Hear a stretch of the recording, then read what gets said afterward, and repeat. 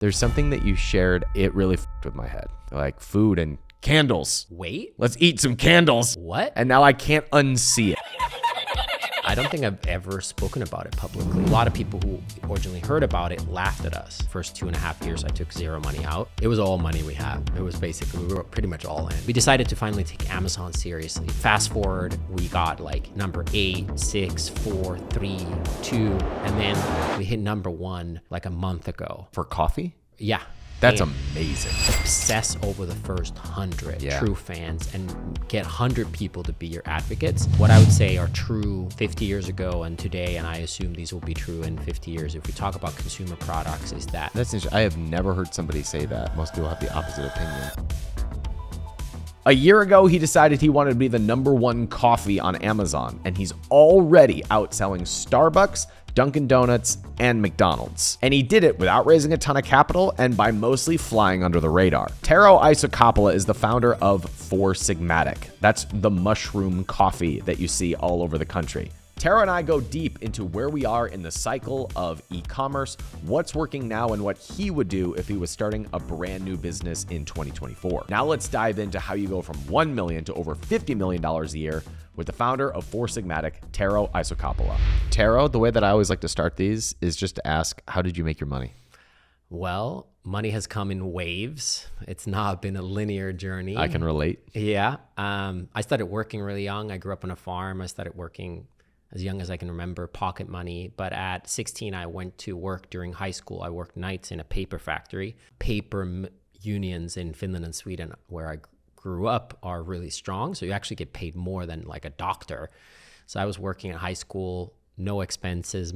We don't get driver's license until 18, so my mom had to drive me to work. So I saved most of that money, bought an apartment, put it in stocks.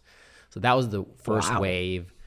The first wave as a late teenager, making wallpaper and put it into the stock market. Yeah, it was high 8-figure, not quite 6 figures in savings, which was like a good starting point. You just said high 8 figures, not quite 6 figures. Oh, How does that math work out? Sorry, ESL. Let's rewind.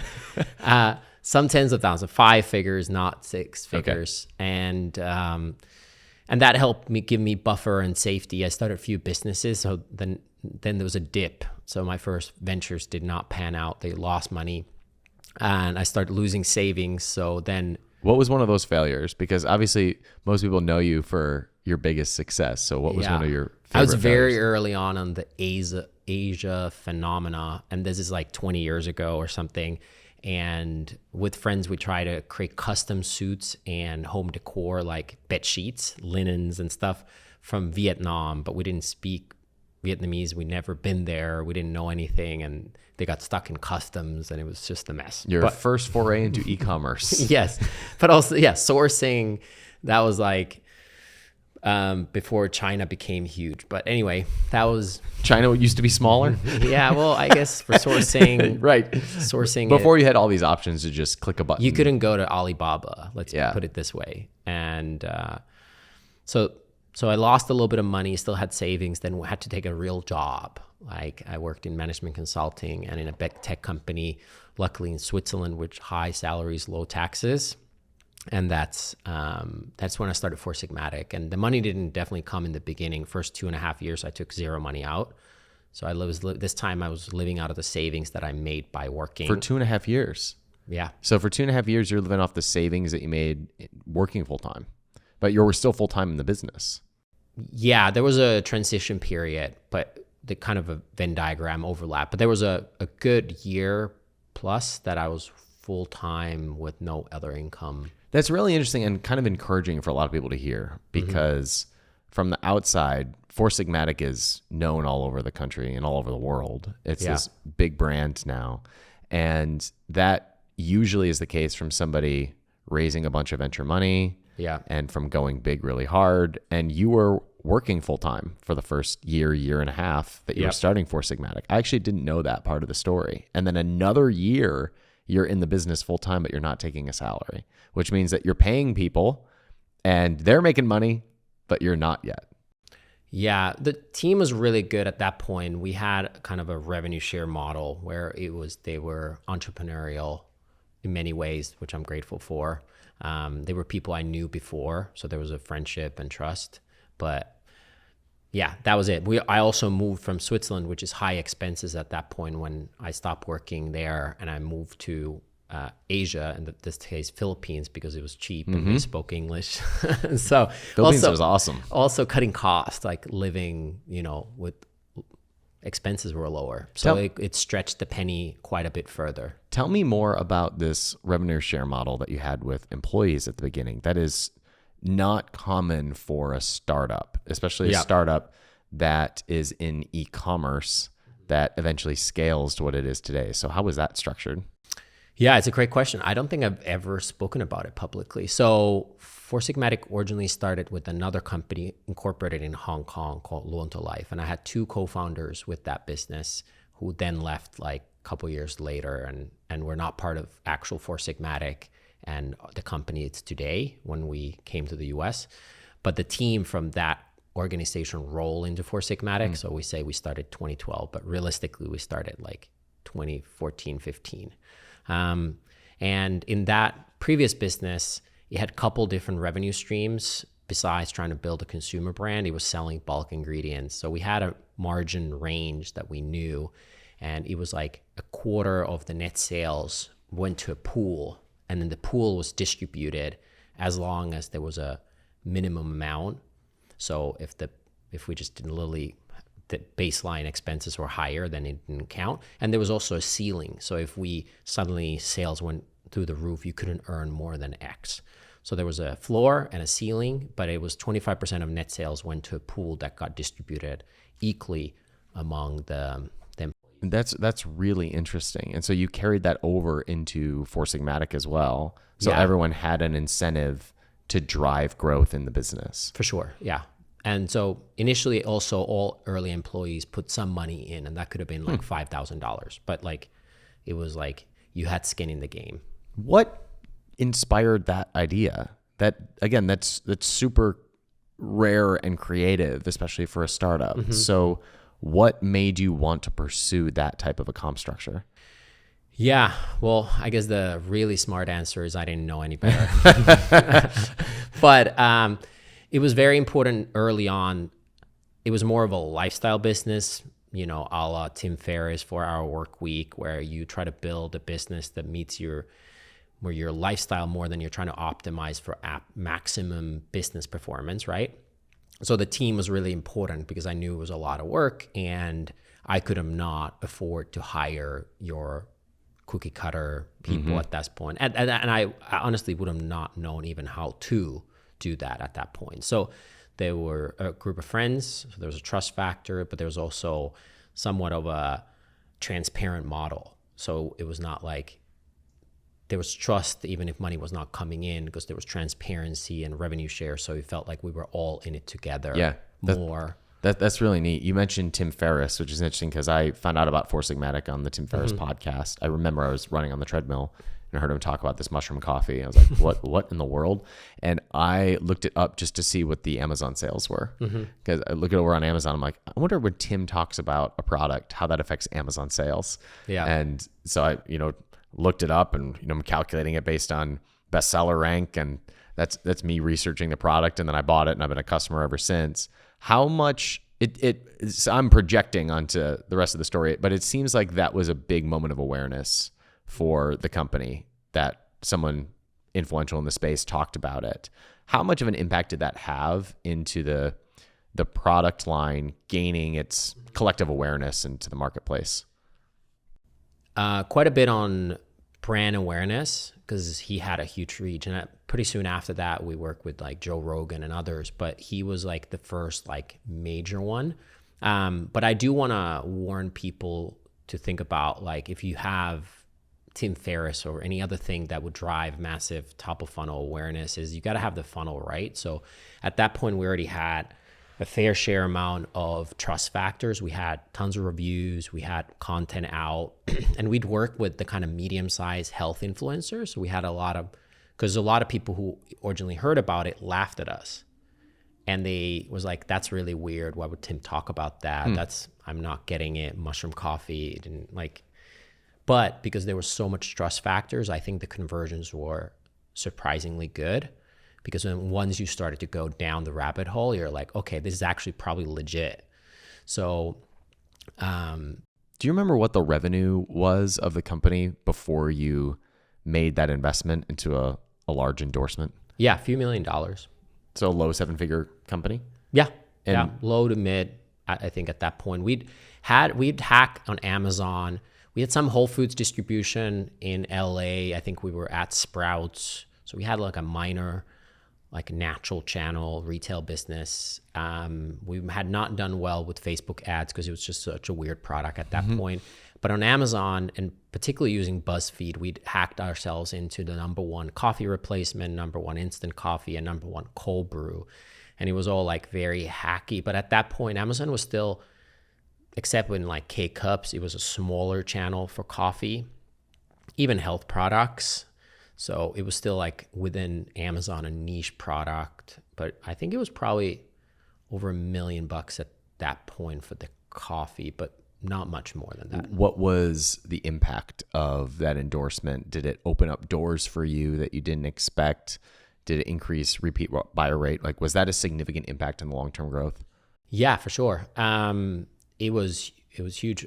It's hard to know at that point because we had a lot of things going for ourselves at that point, both in retail and in sales. How much was Tim? But what I would say is when you work with someone like that, can be someone else too, is the halo effect is pretty meaningful. So we had an influx of other influencers then talking about us because they heard him talk about it, almost validated it for others. Yeah.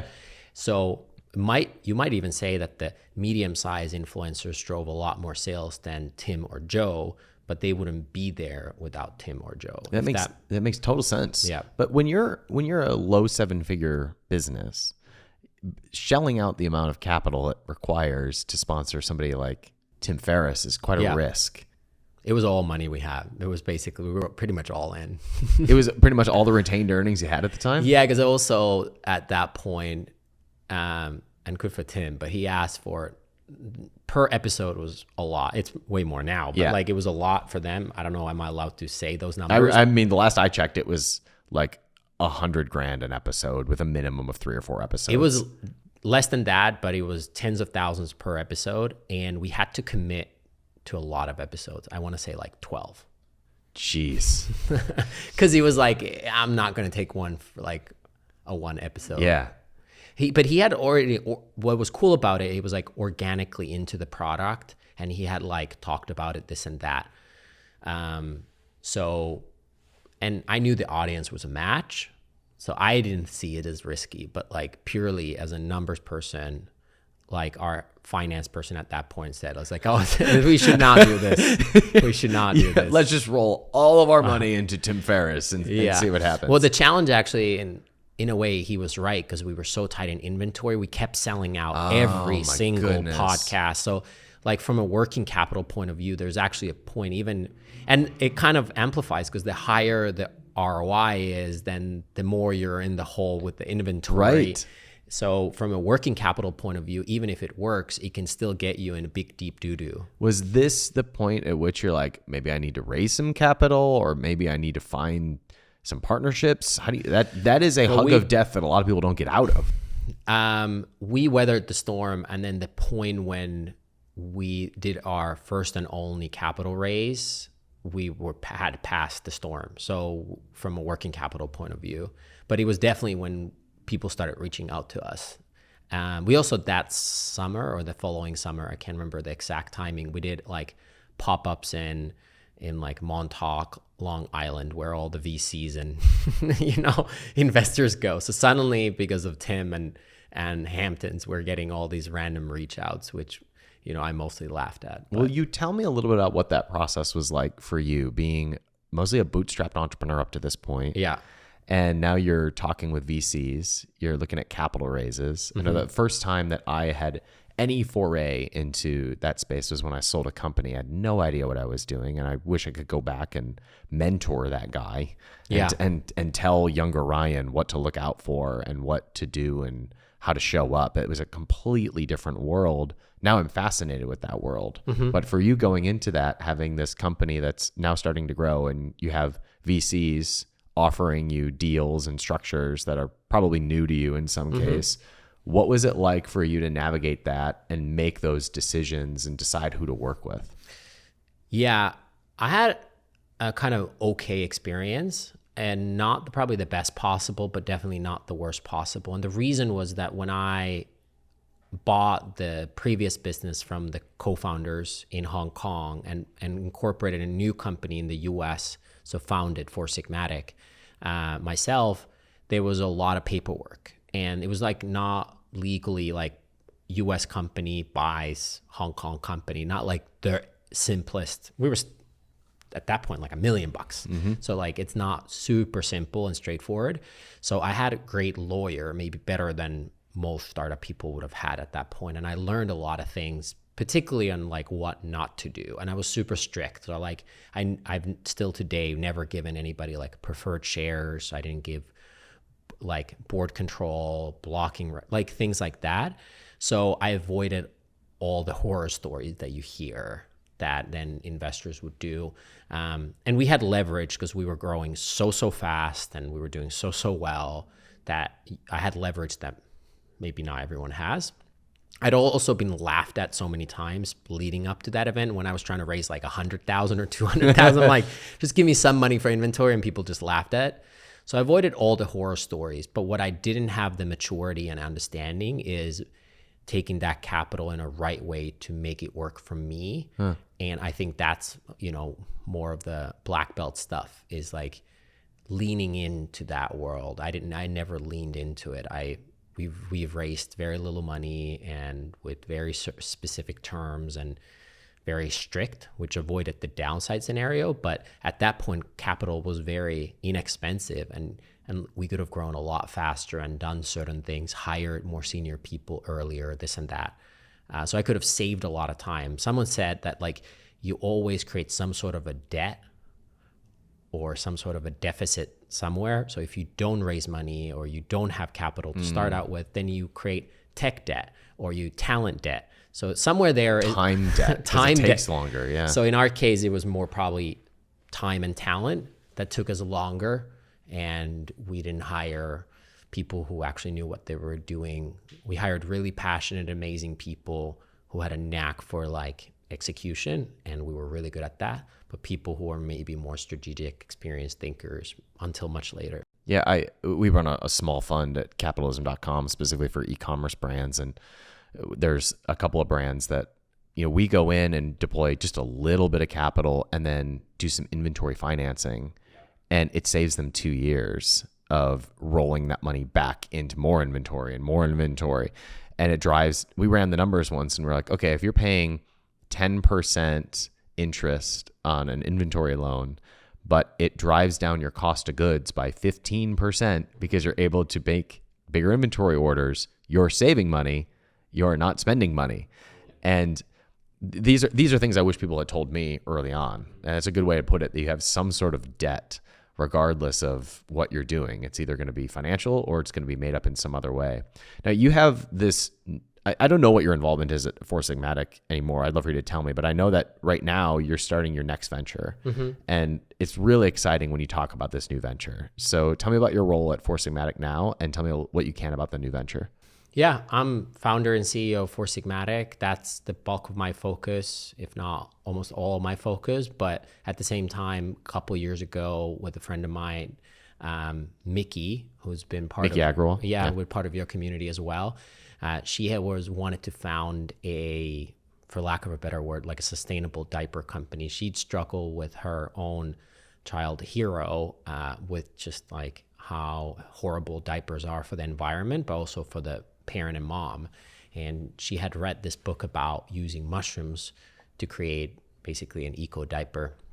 And she approached me and said, hey, can you help me with this? And I was like, no, I'm too busy with Four Sigmatic. And then I had my first child, and I was like, oh, this is a real problem for the planet. And I was like, okay, I'll help you get these scientists and the technical stuff. She's a real dynamo, and can get stuff done so fast and so well, but she maybe didn't have the domain expertise and like who's legit, who's not. And I was like, I got that. And the company is really exciting. There's limited stuff I can share about it. We're set to launch the products in late 2024. So there's only so much I can say about the technology itself, but it's very disrupting, not just for diapers, but for basically all kinds of consumer plastics. Yeah, Mickey has shared a little bit about it here on the podcast, and whatever she's selling, I want to buy, right? Because she's so convicted about what it is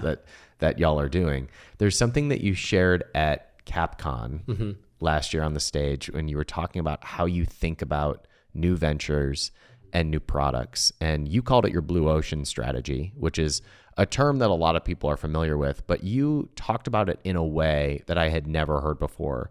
And it was combining two ideas, two very different novel ideas, and bring them together. And that gives you your blue ocean.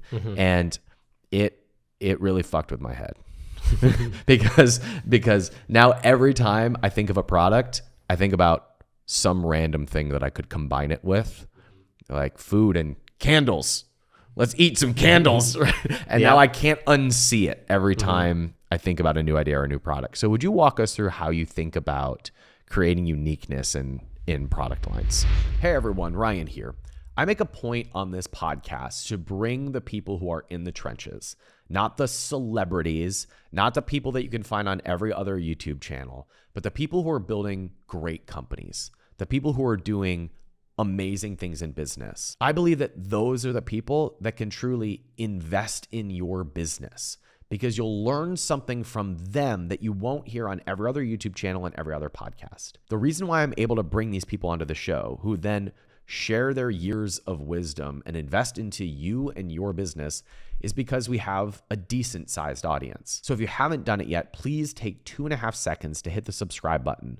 It gives me more leverage to bring on the people who are in the trenches, who don't take time out of their day to go do podcast tours, but they make exceptions for this one because they know the quality of people who listen.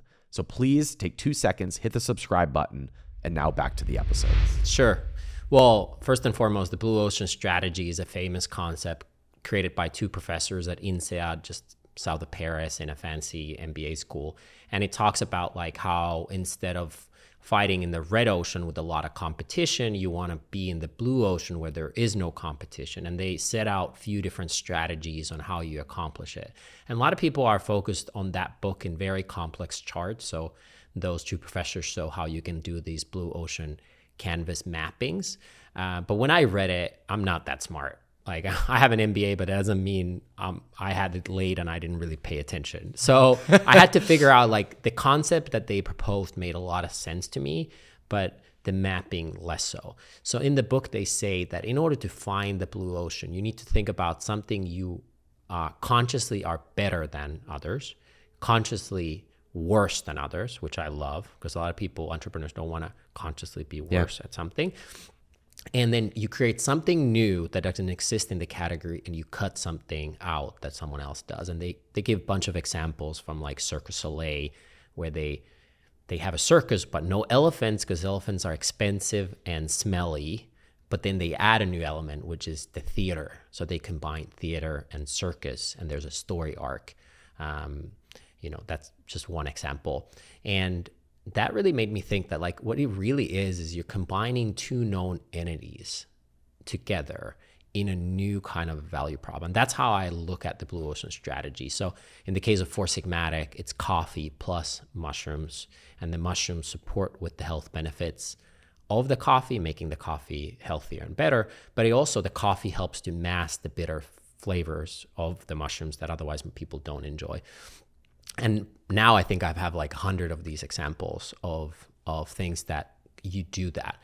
But you take something familiar and then you try to find something that's important to the buyer in that category, and then you borrow a concept from another category or product together to battle the negatives of what those buyers want. So combine two known things, but it has to start with the mindset of, like, in the main category, in our case, like coffee or diapers, you look at like, what are the pain points for those consumers? And what can we borrow from something totally random to help solve those pain points? Is it truly something totally random? Like you'll just pick something, or do you usually see two similar things and try to combine the best of both worlds? You could do it either way. I think the obvious is way to think, if we focus on consumer products, I know your audience has, a lot of them have different kinds of supplements, beauty, like consumer facing, I think little less B2B, there's some, but right. So in the case of consumer products, you can think of it that people are greedy. Consumers are always want more. They always are open to more, as long as they don't have to sacrifice too much with like convenience, flavor, and price. So you always want more. So if you drink water, why don't I drink water with vitamins or with electrolytes, right? So it's the water, but I want more. But I don't want sugar. So that's why Element is great. Which we're both drinking right now. Yes. Because you want the main thing. So without the water, the hydration, then it's like there's been a lot of, electrolyte products, but then like people are like, I should drink more water, but it doesn't taste good or something. So adding those things makes sense. So I think in consumer products, it's a little more linear because you can think of like complementing things. I think if you want to be really disruptive, then you have to look really outside the box. Like putting mushrooms in diapers is pretty outside the box. So they're nootropic diapers. Yeah, they make your baby smarter. That's how this works. Well, it also occurs to me that something that I saw you do well with Four Sigmatic is, mushroom coffee is it's a weird idea, but it's just weird enough that it makes me curious. It's just weird enough that I go, that's new. It's novel. It's not so weird that I would never want it. It's just new enough that I would try it on an impulse purchase. Well, for an online marketer, we can talk about it. I don't look at it this way, but I know people who do. It's the thumb stop, or like, how do you stop the scroll? So like, it needs to be unique enough that your pause is like, wait, what? And then it needs to be familiar enough that you do convert. So there is like a teeter-totter there. So like if you're not novel and unique enough, you don't get people to stop. If you're too out there, you might not make the purchase because it's just mentally like, oh, I can't get there, right? Yeah, it makes sense. So why don't you tell me a little about if you were to do Four Sigmatic, or any brand looking into 2024, how would you go about launching a new brand? Things are a little bit different than when you were sponsoring Tim Ferriss. Yeah. So now that the marketplace has matured some, how would you go about launching a new brand in this era? Yeah, I think some things have come a full circle and some things are drastically different. So things that have come full circle is when we started, there were some people that did really well with paid ads, but paid ads were not a huge factor and we couldn't afford them because we didn't have outside funding. So you had to actually rely on happy customers. And I think because of cost of... What a concept. Yes. Yes. And I think that's now a thing again. So word of mouth, you would argue it's always been the most important thing, but I think it got under indexed a little bit during, the explosion of Facebook ads or whatever. Or COVID. Yeah. Yes. And I think influencer marketing was a thing for a while, but like really what it is about is word of mouth and referrals. And the reason there is CPMs have gone up, tracking is harder, audience building is harder from at least online. And I would say also the tech advantages you might have had in the before are not really there anymore. Everybody's in mostly the same stacks. Like you're on Shopify, you're on Klaviyo or Kindle, like whatever. There's like a handful of options for each. So there's like tech advantages are rare. Like back in the day, you were, as a small company, if you knew where to look, there was cost efficient ways to have like consumer experience advantages online. I don't think you have consumer experience advantages online anymore. And then what I've seen at Four Sigmatic is like literally everyone copies us all the time. We launched a new ad where like, we're the original mushroom coffee. And And then we're the number one mushroom coffee. And literally like within a week, I saw like 5 different brands create iterations of our ads. Somebody's tracking it. Another example, about a year ago, we first thought to make, this is a little bit of side tangent, but it was going to go somewhere. We decided to finally take Amazon seriously. Amazon was like a necessity for us to get going, but it was always our weakest. We focused on retail and D2C more. And about a year ago, for a bunch of reasons, we're like, oh, we'll take Amazon seriously. At this point, we were like, on our main product, which is ground coffee, it's a more competitive category than instant coffee. We were like top 10 to 15, depending on the day. But we had passed all the upstarts, but it was like Mac Cafe, Dunkin' Donuts, Pete's, Starbucks. There was no more like functional, better for you coffees. We had passed all those. So we had now I'm going to say it right, 8-figure business on Amazon. High 8-figure, almost 6-figure business on Amazon. Yeah, exactly. Now I'm going to say it right. But 8-figure business, low. But we're like, oh, I think we can triple this. But that requires us to get really new people into the platform. Yeah. Fast forward, we got like number 8, 6, 4, 3, 2. And then we hit number 1 like a month ago. And for coffee? Yeah. That's amazing. And we passed everyone, including Starbucks. And funny enough, like a week later, somebody at Starbucks woke up and they added all their products together. So if you're familiar with Amazon, you put a twist. So you can put multiple SKUs in one listing, which is totally fine. You want to have maybe medium roast, dark roast, or vanilla and chocolate. We have 4 items in our listing. Suddenly, Starbucks combined all their reviews and they had 104 in one twist to get back to number 1. Funny enough, a few days ago, we passed them again. But it's now, the race is on. The back and forth is on. But everything gets copied. The point of that tangent is everything gets copied. Like using Replo or whatever, you can literally copy anybody's website. I actually don't know what is Replo.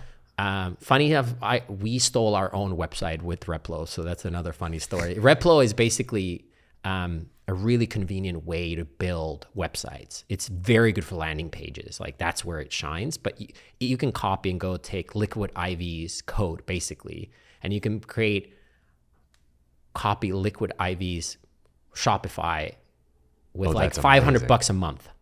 Or something like that. And if you don't want to do it yourself, you can hire someone for like $1,000, and then you populate your own copy and your own images. And you have, if you know a site that converts like crazy, copy theirs. But what's cool about it for landing pages, you can take this element from Ritual Vitamins, and then this element from, Liquid IV and Vital Proteins, and they have a bunch of brands, including Four Sigmatic. We have an international site, and we paid a lot to build our website, probably too much. And then we had to create an international site with the new branding to replace the old site. So we just used Replo to copy ourselves for like for like $500. We stole ourselves. That's fantastic. And we saved so much dev time and so much things. But everything can be copied. Cost of media is high. Building audiences is hard. Tracking is difficult. You're really selling building a brand in 2024, yes. Tero. But that takes you back to the thing is if you have a real thing, like we didn't beat Starbucks on Amazon because we were like better at growth hacking. Or because you have an IPO that raises billions of dollars. No, we didn't have more money. But what we had was mushrooms. The product was differentiated. We had people who loved it and shared it, and that got on subscription, and that was sticky. So really working on those, not even the first 1,000 true fans, but like the first 100, like obsess over the first 100 true fans and get 100 people to be your advocates. So even in today's, I can have access to capital, I can have connections, and I can pull favors and levers. I would still obsess over that first 100 consumers and their experience before putting the gas on and pushing hard, and really trying to figure out, can you make, I think you need 2 to 3 offers at any given market for But before you go on, I need to, it's amazing you're saying this because we have been focusing so hard in our mentorships about getting people to build a list of 100 people that are just ready and waiting to buy your thing. And it is amazing how much that moves the needle, because those 100 customers, first of all, especially if somebody is an early founder, 100 customers means something. Yep. And that is at least a few $1,000s sometimes in pre-sales or after a launch, and they become reviews and they become testimonials. And we have one member, one of their first, I think it had 150 people on a launch list.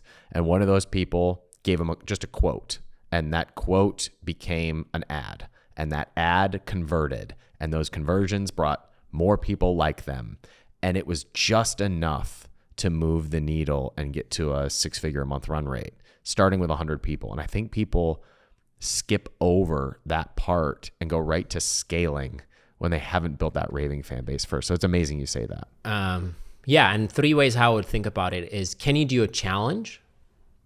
And can you get a group of people, 100 people or something, to do a challenge? And by the way, some of those people will not be your 100 true fans, but through the challenge and somehow incentivizing the challenge or getting people on board on the challenge, you'll probably find out who had the best results, who solved the problem, who had the outcomes that work, and then figure out if it's that target audience or how they got positioned or what was about it that they had the challenge.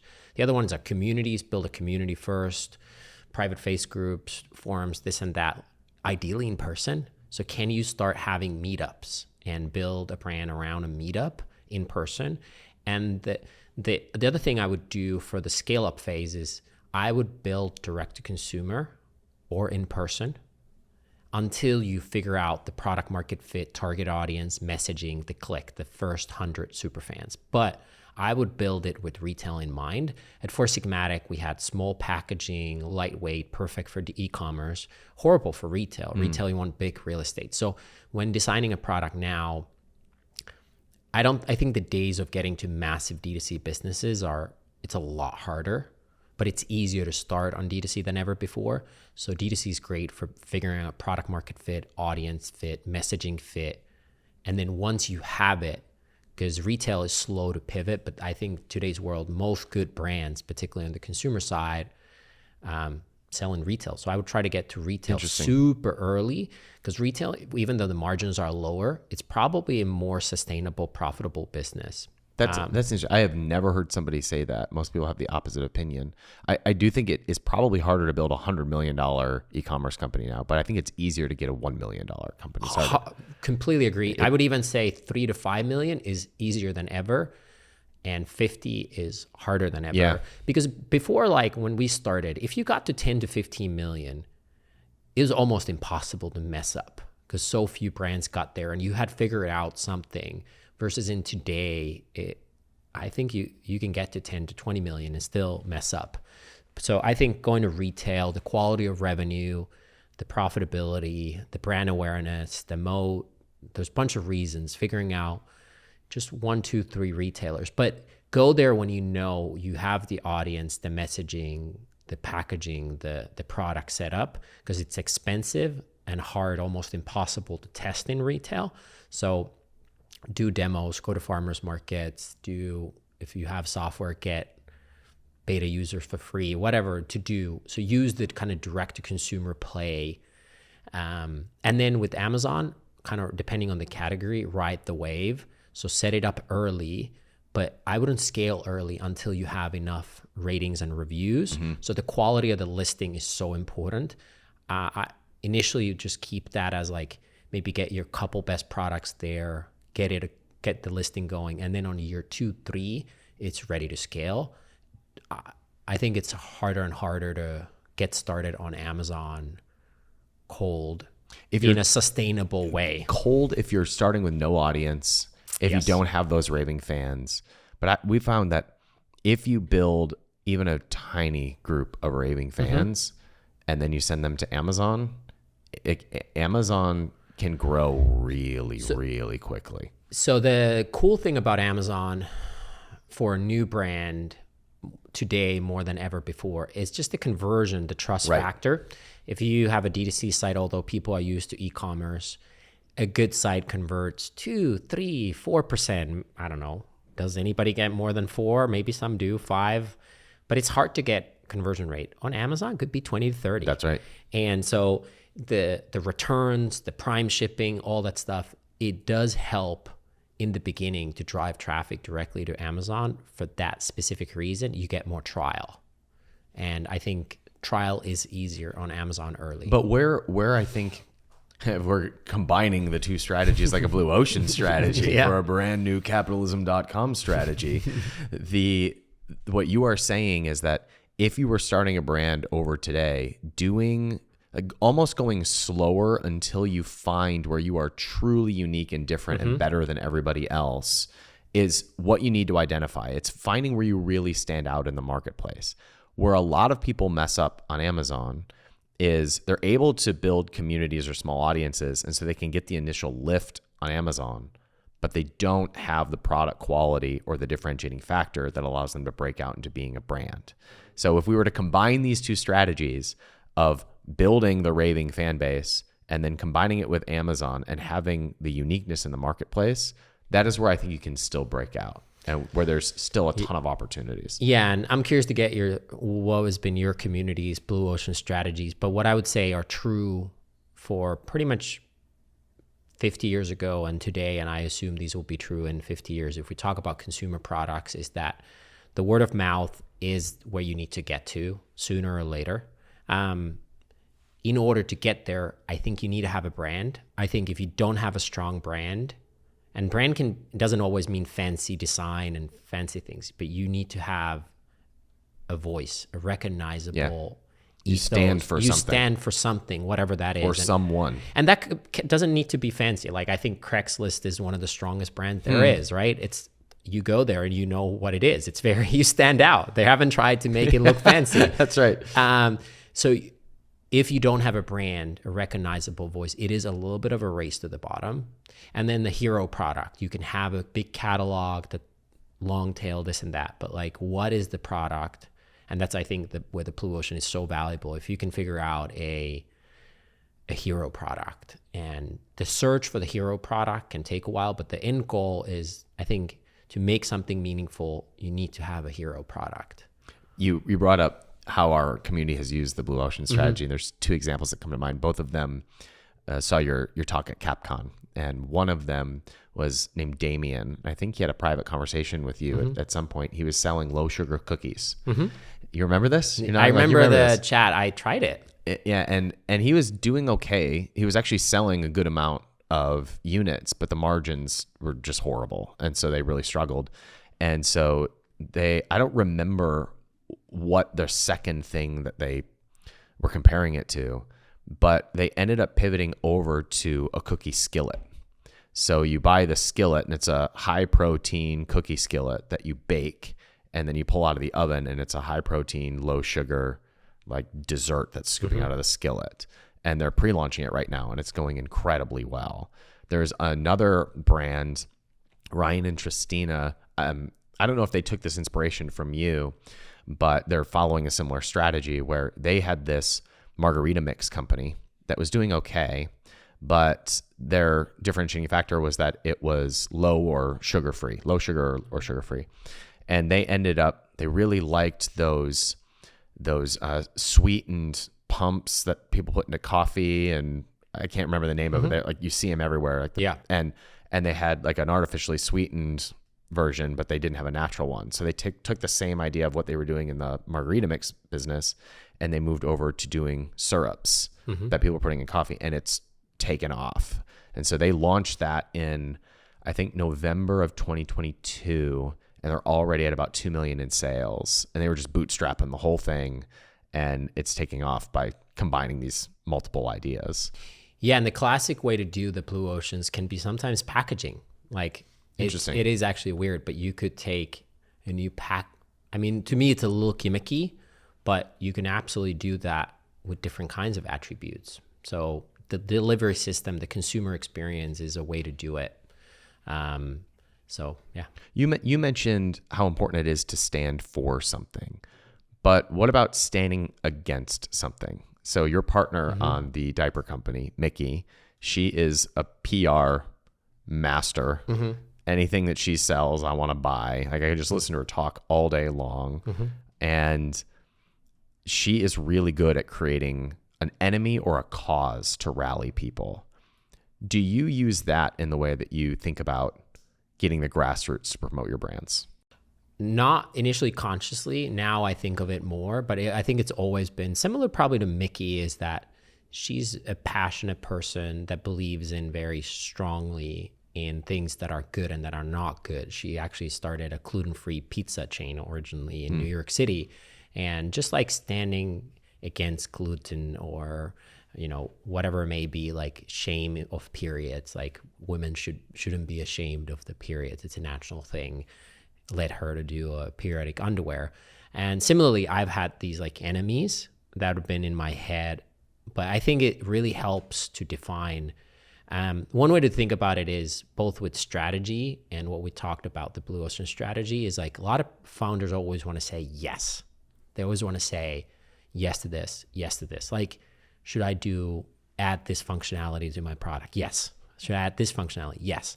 And we struggle saying no. Or like, where will you consciously be worse? Or where do you say where you draw the line? But those where you say consciously no or where you draw the line is what defines the brand. So having either an enemy or a little bit of a scandal, consciously or unconsciously, helps define the brand. And the longer the brand has been around, the less there's maybe need for it. But initially when you launch and you're like, having an enemy or a friction, a scandal, even if it's in your head, really helps. Yeah, I mean, branding is so much about who you serve and what they stand for. The easiest way to rally people together is to have a common thing that they're against. Yes. And especially if it's something that no one said no to before. Like, we're going to stand against this. Yeah. And we see this in the media, like whatever the hot thing to be for or against, you can build an audience being against that thing or against that person or against that politician. Yeah. I wouldn't call that a good use of your time, but in your brand, if you have a common enemy or a belief that you are against, I think that is one of the fastest ways to rally people to the thing that you want to take them into next. Communities is what you're essentially building. Yes. You're trying to build your community. In order to build a community, you have to have stuff the community says no to. There has to be boundaries. And this is, I think, true for any community. A family unit, for example, like what are the non-negotiables or whatever it may be. But you also need symbols. So having symbols and boundaries is another way to think about it. The better if you tie it to a first principle, a mission, something that will be true in 100 years is ideal versus using it like a gimmicky thing that just happened. Like there's some like mushroom competitor brands that have done really well as of late by being like anti-Adderall, because there's an Adderall shortage. So all their ads said, hey, people are out of Adderall, try mushrooms. We didn't do it because it felt like this is a little gimmicky, but that works because you stand against something, Adderall, and defines the audience. But then ideally, whatever the enemy is or the friction, it would be something that would be true in 100 years based on first principles. So you just gave me such a good idea. So I wrote this down so that I don't forget it. I've had this idea before, but you've helped solidify this for me. Is, I bought back my old supplement company, and it's been a way bigger, longer turnaround than expected because the previous owners had run it into the ground. Yeah. And so we have to rebuild this whole thing from scratch, which is harder than just starting over. Way harder. And I'm like, I'm kind of embarrassed about it, actually, because it's taking so darn long to turn around because it's my old company. And the thing that I want to stand against is the dad bod. That's the thing that I want to make the enemy. And we wrote this book. The draft is actually sitting on my hard drive right now. It needs proofread. It's called From Dad Bod to Father Figure. And while you've been talking, I've been thinking about like, how do I use the enemy thing for this brand? And for me, it was like, the dad bod is the enemy. It's like kind of in vogue to have a dad bod. It's almost like some people consider it sexy. No, it is not. No, it is not at all. And I was sitting here going, what can I get passionate enough to be against? Because I don't want to be unethical in what I'm against. But you can even tell just by me talking about it, like I'm getting pumped about this idea of Are being you open against. to a little bit of feedback? Yeah. And the more you can tie it fundamentally to longevity and being longer with your children something, I think it's more sustainable. Again, first principles is like what matters is like, hey, if you have dad bod, you probably have higher cholesterol, or, all You're at risk for cardiovascular disease. All cause mortality goes up X%, right? So it's not a symbol to celebrate because all cause mortality goes up X%. So tie it into that first principle. And then the other one is allow people the understanding, like, I get it that it happened. Like, I think Fit to Fat to Fit, Drew did a really good job. Did a really good job by like acknowledging always been fit, always been amazing, and then like going through the journey and like getting into like how does it feel to be, in his case, like obese, really fit, obese, really fit, and like what's the process like. And I think there's probably something there. There's probably shame. There's there's a lot of feelings, and if you can explore those, I think there's something really powerful there. I appreciate that. That's helpful because like I gained you can look at my YouTube videos. It looked like it's like who ate Ryan a couple of years ago? Like who's wearing this Ryan suit? Yeah. And oh yeah, it turns out it's a little bit harder to keep in shape when you have kids because your hormones are like we give a lot of attention to the hormonal changes in women, but almost no one talks about the hormonal changes in men. And there are very significant. Do you know the more active the dad is with his kids, the lower his testosterone? That's just fact. Mm-hmm. And the reason is because testosterone is an anti-bonding agent. Mm-hmm. And so what happens is like the better a dad you're trying to be, the more fucked your body. Yeah. It becomes naturally harder to stay in shape, which is such a weird concept. And isn't it explained also, like if you would have high testosterone at that point, you would be less likely to stay with your family, but by nature lowering the testosterone, you're likely to stay with the family unit, which is that's a theory. Nobody knows. It's kind of ironic because you are more likely to. Forgive me I'm going to get comments on YouTube for this one. You're more likely to become like beta male in the like soft, committed to the family, like your TV dad, but that often drives wife away. Yeah. She's no longer attracted. Totally. So what is better for the family? Yep. Keeping it together and not rocking the boat, but we have nuclear families. We don't live in tribes anymore. And so that doesn't look so sexy anymore. And so you have the loss of polarity between mom and dad, which can create its own set of challenges. Yep. So it's super interesting when you start to dive into it, and like you can tell, I get pumped about this. So this is thank you for this. And figuring out like what are the symbols, what are the anti-symbols that create the dad bot that people can relate within your target audience, and then what are the positive symbols, like let's say like pull-ups, and one of the symbols of the community is like deadlifts or pull-ups, whatever's like a safe exercise, but it's compound that drives a lot of burpees. Yeah. Burpees. But then you create like challenges, and those few things become the positive symbols, but then you have the negative, the dad bot creators that you as a community, and I think they need to be usually something that at least some of them people don't acknowledge. I think at least in the fitness, I've noticed that like if you say the obvious, like sleep better, higher testosterone, that can be one of the three, but like nobody cares. Right. So you sadly have to have something unique, controversial, like a food, like, oh, I celebrate broccoli sprouts or something. I don't know what it is, but like you got to have something like novel, or people don't pay attention. Well, you'll be happy to know that the testosterone booster has mushrooms in it. Great. Because She Legit is one of the proven testosterone boosters. Is actually extremely effective. So that's one of the core ingredients. So you'll be happy to know that. Yeah. You started to go in a direction that I really appreciated, which is that as founders, we're often tempted to say yes to everything, but there's so much power in saying no. And something that I have noticed about you, Tero, is we don't know each other that well, but from what I know about you, you have kids, you're married, you're CEO of a company, you're starting this other company, but you seem to also have a level head and some reasonable amount of balance. You don't care about the limelight that much. you like your life, and it seems like you have a very clear filter to what you say yes to. It seems like you're very conscious about what you say yes to. Is that a correct assumption that I have? And if so, what is your filter for saying yes? I think it's like a map with a compass that you constantly have to check yourself in a way. And then the more you do it, the more intuitively you do it, but you still have to constantly check yourself. I'm probably better at it than most. I think definitely in the entrepreneur community, there's a lot of FOMO.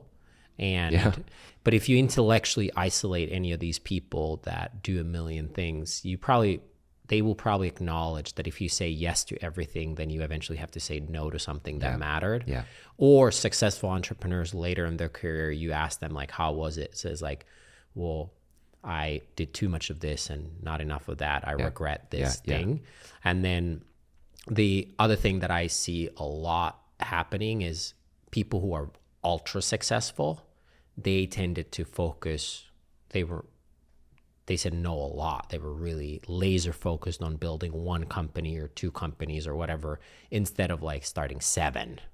Or like they found something that worked and they sticked with it for an extended time period, almost like they did the boring thing over and over again. Not to say that like maximizing money is the goal for everyone, but the people who did really well as an entrepreneur tended to say no to most things and just do the same thing over and over again. And that's been something I think everybody acknowledges but doesn't live by. So I constantly check myself at the year end. I do this whole thing where I look at like priorities.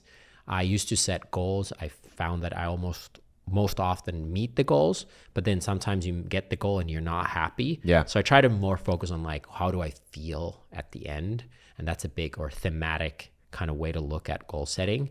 Goals definitely work, and writing them for sure works, but sometimes you don't know what you want. So really focusing on the feeling helps navigate dynamic situations.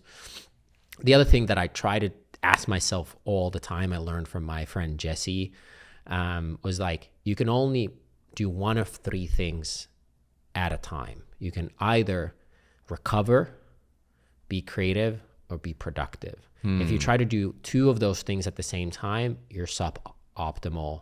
Because if you that lands. Oh, that one hurt. That one hurt. Well, it gets deeper because the mental model he taught me that I use. Is this Jesse Itzler by chance? No, because it sounds like a Jesse Itzler thing. No, it's Jesse Michaels. He has a YouTube channel called American Alchemy, mostly about UFOs, but he's one of the We're combining 2 things here, Tero. He is weirdly one of the smartest people I know. And and both of his parents were like amazing thinkers, and he's just very, very well thought. But back to the yes and no, I look at those 3 segments and I say, like, if I want to recover, I have to say no to everything. Yep. Except unless it supports recovery. And then if I try to be like creative while recovering, I'm probably not recovering. So like having the courage to allow me to recover when I need to recover and take that seriously.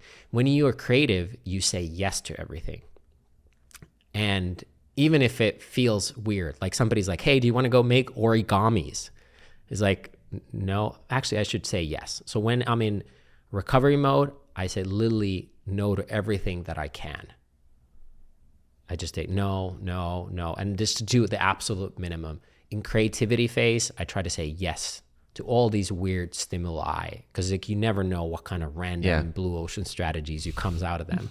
Like we just did like a sourdough dinner, and I was like, well, this is really cool. Like we're making sourdough, and then the productivity is the middle ground where you say yes to the thing that you're trying to optimize productivity for, and then you say no to every other thing. So just checking yourself, and that can be within a year, you can have all of those. Within a month, you can even have all of those. But just that helps me to ask myself when I say yes or no, I ask myself like what phase I'm in, and then that tells me if I should say yes or no. Well, how long do you prioritize those blocks of time? My experience might not be for everyone, but my experience, it goes always in the same circle. Is first you recover. When you fully recover, you become curious and you become creative. You throw shit in the wall. Some of them sticks and some starts working. That gets working starts to own you because it works so well that it suddenly becomes the center of your life. And you keep doing that until you're tired. And then the cycle starts again. That's been my experience. And that's a really helpful frame, Tero, because I'm in one of those modes where I was really productive the last 3 months, and I can tell I'm getting tired. Because I really want to be creative, and I just don't have it. I just don't have it, which means I probably need to prioritize a recovery sprint, which could be 2 weeks or 3 weeks. Honestly, sometimes 48 hours does it. The hard part is getting to the mode of recovery from productivity. Sometimes takes me 2 to 3 days, but sometimes if you change scenery, like you go to nature, like you can kind of shortcut it a little bit, but like 48 hours of extreme recovery gets you really far. Interesting. What I have not figured out is how to go from productivity to creativity. I cannot make that jump. I almost have to go through recovery. Yeah, I mean, that makes sense. You kind of have to slow down the train before you can make it go in a different direction. Yeah. And being productive and being creative is just like almost opposites for me anyway. But what this is helping me do is, there are days that I wake up in the last week or so where I want to be productive, but I just don't have it. That means I either need to take extreme rest this weekend, or it means that I just need to look ahead on the calendar and say, when can I block off a week? Or can I block off 5 days? And if I can look ahead to I'm going to recover, then I can be a little bit more productive because I know that recovery is coming. And I think where I get anxious and depressed is when I'm in productive mode. I'm getting to the end of the juice I have in the lemon, and I don't see an end where I can go pick some more lemons, where I can just rejuvenate. And to use your own anecdote about getting money for working capital and inventory, what you didn't know that like, hey, it costs 10% for that capital, but it saves me 15% in COGS. And by the way, I struggle with this too, so this is not like I know any better. But what if you look at it through the lens of like, okay, in a monthly cadence, I actually do get more done. I am more creative if I allow myself these days. So if you take a little bit, you're willing to pay 10% to get 15. Yeah. But like if I'm trying to bootstrap my time. Yeah. Then in that point, you're so narrowly focused that you're not willing to pay the 10%. And that 10% is the recovery period that leads to maximize creativity and productivity, but if you're not willing to pay for it, but easier said than done. Yeah, that's really helpful. This is fun, Tero. I'm a fan, I'm a customer, and I'm really excited for the new venture as well. Yeah. It's based here in Austin, right? Yeah. I want to. How do I get on those supplements? Amazon.com, my friend. Sheer Strength Labs. Okay. It'll turn your dad bod into a father figure. Okay. I'm trying to be a father figure. Yeah. Good to see you, Tero. Thanks for being here. Thanks for having me. I think Tero is an amazing example of if you do a few things well, you can create an incredible company. I loved how Tero was sharing about how the way he would dominate today is he would do less but better. He would do a few things extremely well, and then he would try to scale. So often in the entrepreneurial world, we want to scale right out of the gate, but it requires that you do a few things better or different from everybody else in order to have something that is even worth scaling. Because otherwise, what are you scaling for? So it's about finding where you're different, finding out where you're better. And that comes by serving a person. It comes by serving a group of people that you really care about and giving them unique solutions and communicating them in a way that makes them feel like a person. And when you have that, you can build a community that takes your brand and your product line to whatever level you want it to be, whether that is a 7-figure business or it's an 8, whatever you want. It all comes down to those same principles. And you can build a company that changes lives and is very fulfilling to do. If that calls to you, that's what we help people do by getting 4 products at 25 sales a day at a $30 price point. But most importantly, the way that you do it is you build a community of people that you actually care about and you actually serve them. And you actually build a raving fan base of people that you're delighted to serve. And when you're ready to go on that journey, you can find out how we help entrepreneurs build 7-figure brands and have multi-million-dollar exits by building companies that they don't want to sell. And we do that inside of the 1% at capitalism.com/1. Hope you enjoyed this conversation with Tero as much as I enjoyed recording it for you. If you did, let me know in the comments, and I'll see you next time. Take care.